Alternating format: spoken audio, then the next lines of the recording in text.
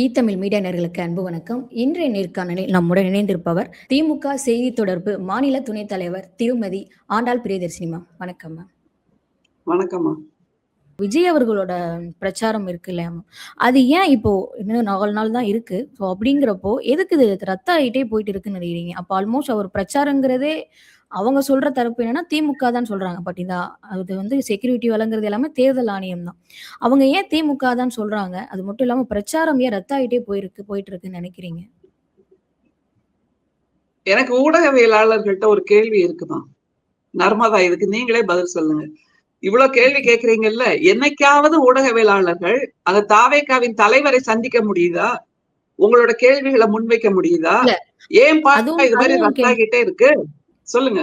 அதுதான் மேம். அவங்க சொல்ற தரப்பு திமுகவை சொல்றாங்க. பட் திமுகல இருந்து அவங்க நீங்க சொன்ன மாரி நாங்க உங்கள ஒரு போட்டியாளரவே நாங்க டிவிக்கவே நாங்க பார்க்கல அப்படின்னு சொல்றாங்க. அப்படிங்கிறப்போ இவர் நீங்க சொல்ற மாரி ஊடகங்கள வெளியில ஓப்பன் அப்பா பார்க்க மாட்றாங்க. பிரச்சாரத்திலுமே ஒரு 10 மினிட்ஸ் பேசிட்டு போயிடுறாங்க. அவங்கள அப்ரோச் பண்றதே பெரிய கஷ்டமா இருக்கு. இப்ப நீங்களே உண்மையை ஒத்துக்கிட்டீங்களா?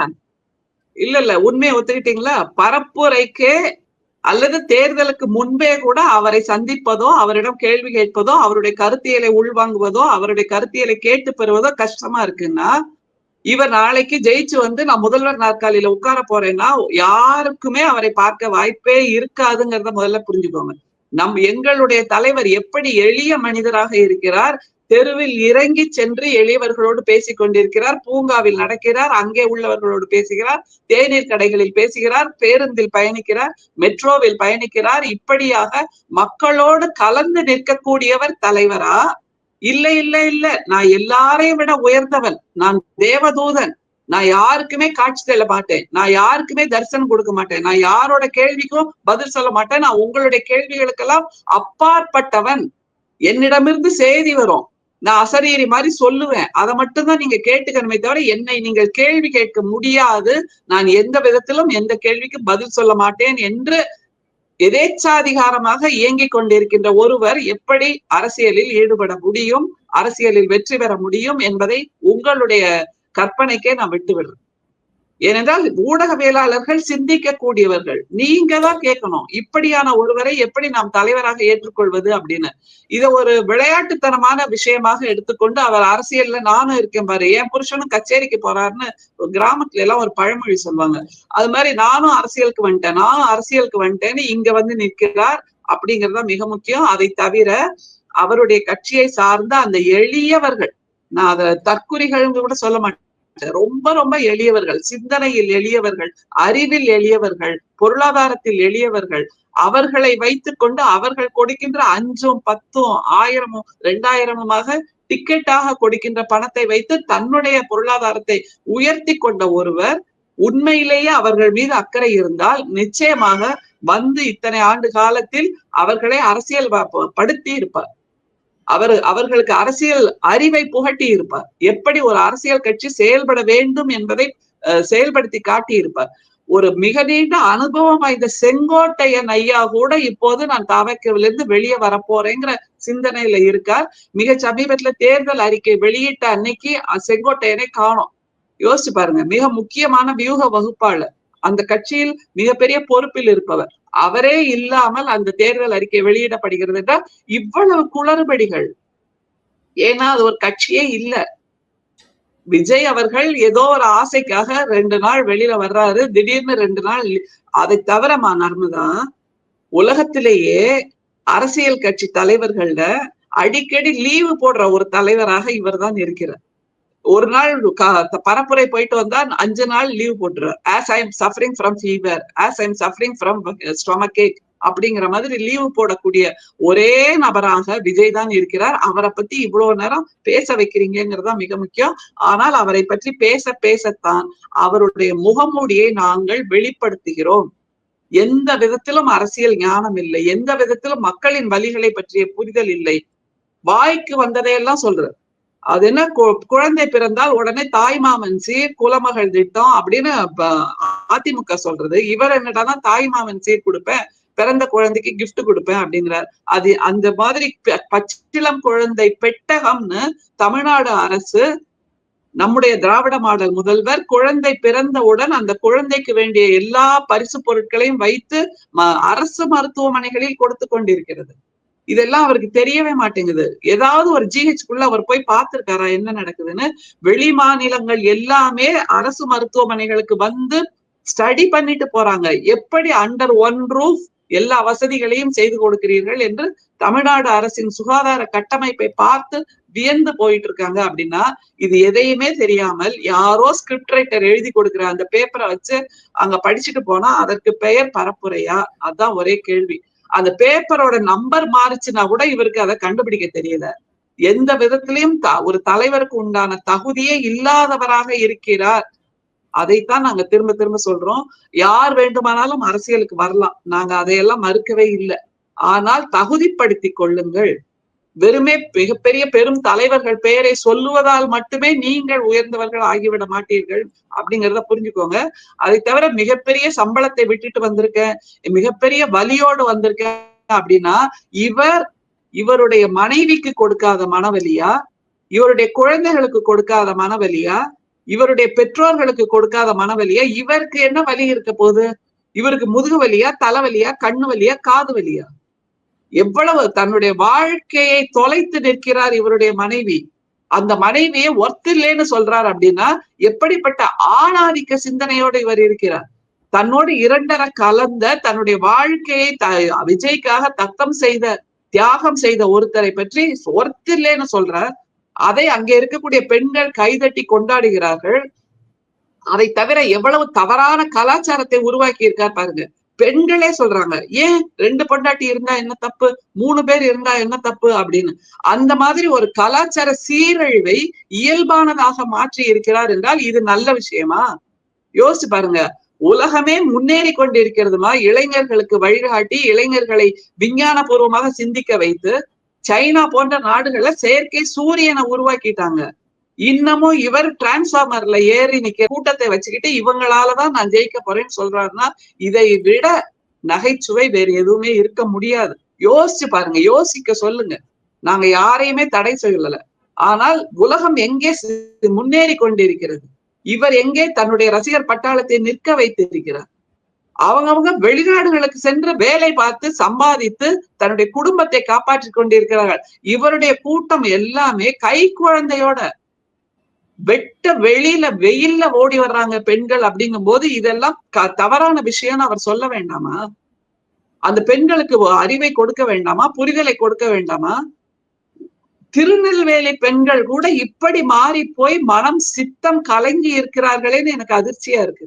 ஏன்னா திருநெல்வேலி பெண்கள் என்பவர்கள் கம்பீரமானவர்கள், சிந்தனை மிக்கவர்கள், எந்த இடத்திலும் தன்னுடைய குணமோ அல்லது தன்னுடைய பெயருக்கோ களங்கம் வந்துவிடக் கூடாது என்று தெளிவாக இருப்பவர்கள். அவங்களே சொல்றாங்க, ஆமா நான் விஜய பார்க்கதான் ஓடினேன், எனக்கு விஜய் ரொம்ப பிடிக்கும், அவர் 2 பொண்டாட்டி வச்சிருந்தா என்ன தப்பு, 3 வச்சிருந்தா என்ன தப்பு அப்படின்னு கேட்கிறார்கள் என்றால் இந்த சிந்தனை சீரழிவை உருவாக்கி அந்த அந்த சீரழிவைத்தான் இயல்புத்தனம் என்று மாற்றிக்கொண்டிருக்கிறார் என்றால் இது கண்டிக்கத்தக்கது. நிச்சயமாக நீங்களே சொல்லுங்களேன், நம்ம வீட்டுல யாராவது ஒருத்தர் இப்படி இருந்தால் நீங்கள் ஏற்றுக்கொள்வீர்களா?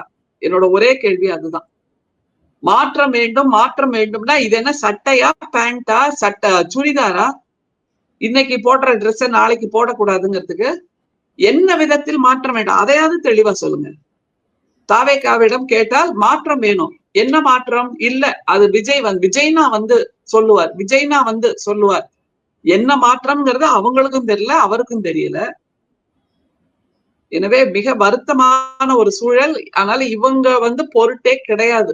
அதை தவிர அவரை பார்ப்பதற்கு வருகின்ற அந்த ரசிகர் கூட்டத்துல பாதி பேருக்கு ஓட்டே கிடையாதுமா. முதல்ல நீங்க அதை புரிஞ்சுக்கோங்க. இவரை பார்க்கணுங்கிற ஒரு இதுலதான் ஓடி வர்றாங்க. இன்னும் ஒரு 4 நாள் இதே மாதிரி பரப்புரைய ரத்து செய்தார்னு வைங்க, மக்களே வெறுத்து போயிடுவாங்க. இவர் ரத்து செய்துட்டே இருக்க.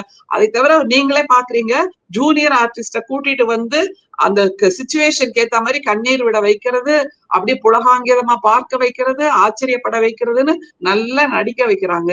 எனவே எல்லாமே பொய், முற்ற முழுக்க பொய்யாக இருக்கிறது. தாவேகா கூட்டம், தாவேகா தலைவர், தாவேகாவின் சிந்தனைகள், தாவேகாவின் ரசிகர் பட்டாளம், அங்கே இருக்கக்கூடிய பெண்கள் எல்லாமே. அதனால பொய்யர்கள் கூட்டம் தாவேகாவும் நாம் தமிழர் கட்சியும். அதை பற்றி பேசுவதெல்லாம் வீண்.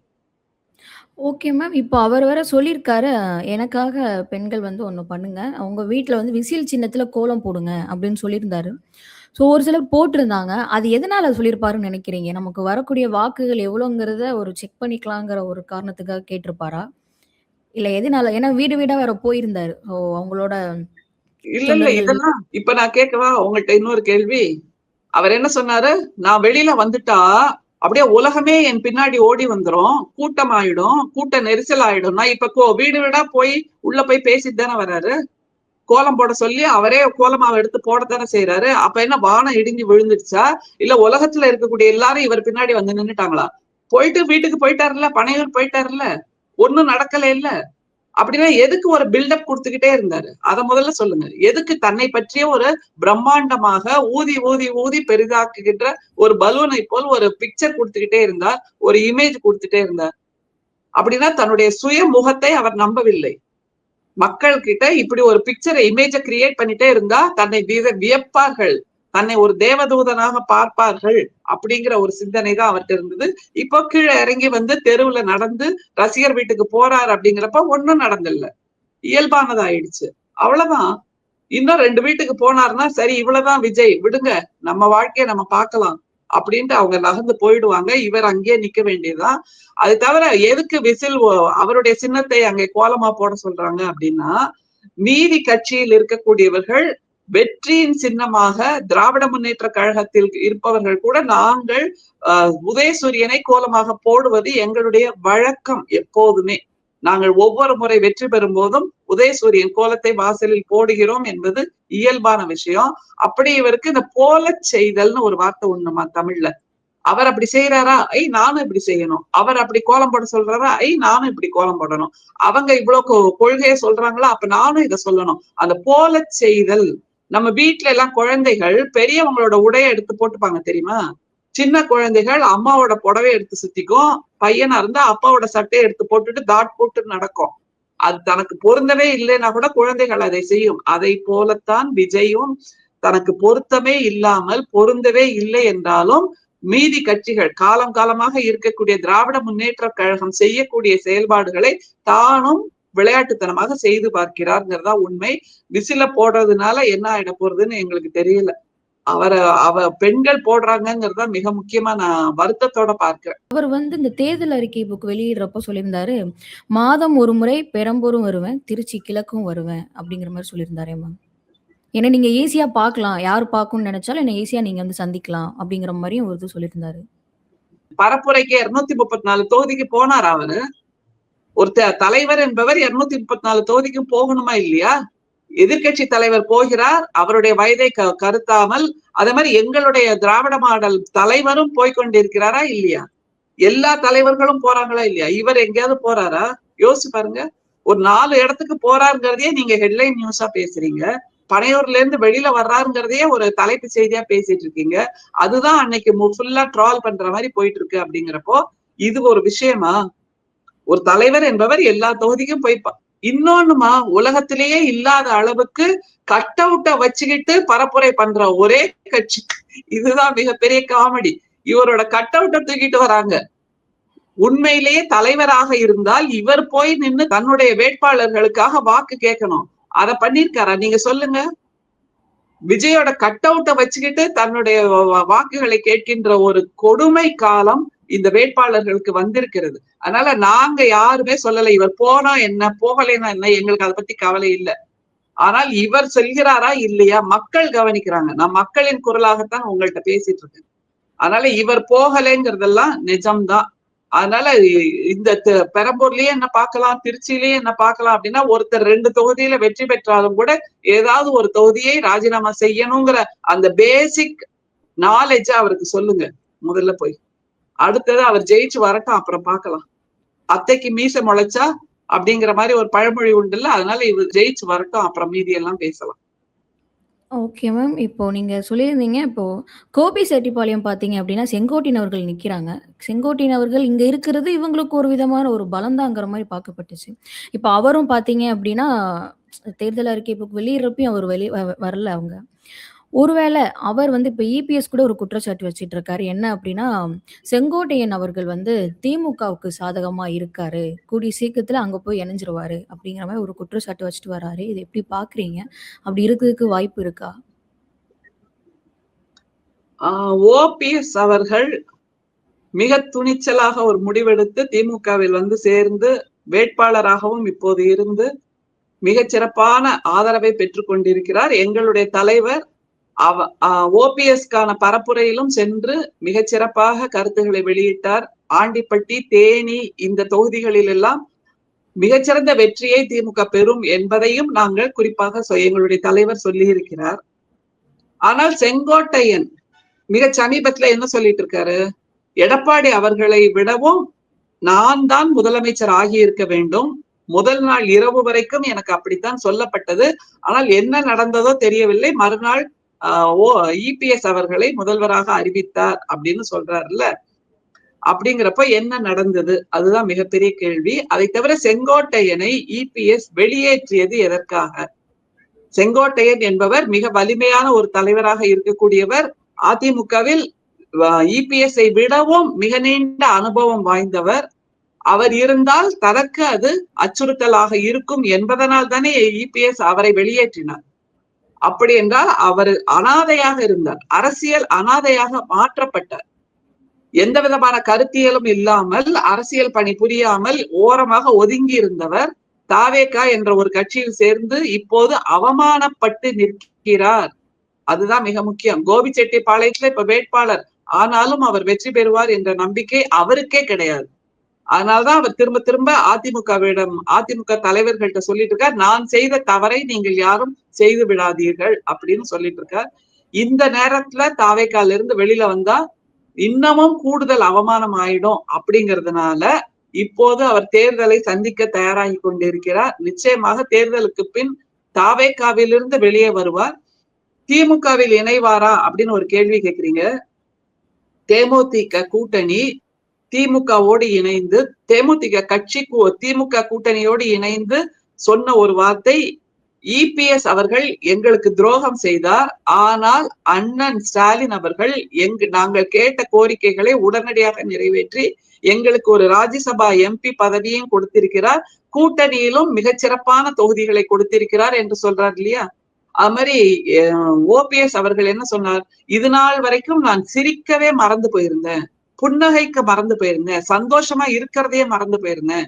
திமுகவில் வந்து சேர்ந்த பின்பு எனக்கு மீண்டும் புன்னகை வந்திருக்கிறது, நிம்மதி வந்திருக்கிறது, சந்தோஷம் வந்திருக்கிறது என்று சொல்கிறார். அப்படின்னா வருபவர்களை மரியாதை செய்து அவர்கள் மீது முழு நம்பிக்கை வைக்கக்கூடிய ஒருவராக எங்களுடைய தலைவர் இருக்கிறார். திராவிட மாடல் முதல்வர் இருக்கிறார். அதனால் பிற்காலத்தில் செங்கோட்டையனும் வந்து சேருவார் என்ற நம்பிக்கை இருக்கிறது. வந்து சேரலாம். காரணம், அவர்கள் இருந்த அந்த அதிமுகவில் கிடைக்காத மரியாதை, அங்கே கிடைக்காத அன்பு, அங்கே கிடைக்காத நம்பிக்கை எல்லாமே திராவிட முன்னேற்ற கழகத்திடம் அவர்களுக்கு கிடைக்கும் என்பதை எங்களுடைய தலைவர் நிரூபித்துக் கொண்டிருக்கிறார். அதனால எது வேணாலும் நடக்கலாம், பார்க்கலாம். நாஞ்சில் சம்பத் என்கின்ற தமிழ் அறிஞர், உங்களுக்கே தெரியும், பல கட்சிகள் தாவி தாவி தாவி தாவி தாவி கடைசியில திமுகவில் வந்து ஐக்கியமாகி கடைசியில இங்கே இருந்தும் தாவி போய் தாவேக்கால சேர்ந்துட்டார். ஆனால் அந்த தாவேக்காவில் இருக்கக்கூடிய ரசிகர் பட்டாளம்னு ஒண்ணு இருக்குல்ல, அவங்களுக்கு இவருடைய தமிழை கேட்ட காதுல ரத்தம் கொட்டுது. ஏன்னா அவங்களுக்கு தெரிஞ்சதெல்லாம் விஜய்னா விஜய்னா விஜய்னா அந்த ஒரு வார்த்தை மட்டும்தான். அவங்கள்ட்ட போய் நின்று இவருடைய செந்தமிழில் அவர் முழக்கமாக பேசும்போது, ஐயோ ஆள விடுங்க சாமி, எங்களுக்கு உங்களோட தமிழ்லாம் வேண்டாம் என்பதாக ஒரு மனநிலையில் அந்த ரசிகர் பட்டாளம் இருக்கிறது. இப்படியாகத்தான் அங்க இருக்கக்கூடியவர்கள் யாருக்குமே அரசியல் அறிவும் கிடையாது, இலக்கிய அறிவும் கிடையாது, மொழி அறிவும் கிடையாது, சமூக அறிவும் கிடையாது, எதை பற்றி அக்கறையும் கிடையாது. அவர்களுக்கு தெரிந்த ஒரே வார்த்தை அந்த நடிகர் பெயர் மட்டும்தான் என்பதை நீங்கள் புரிந்து கொள்ள வேண்டும்.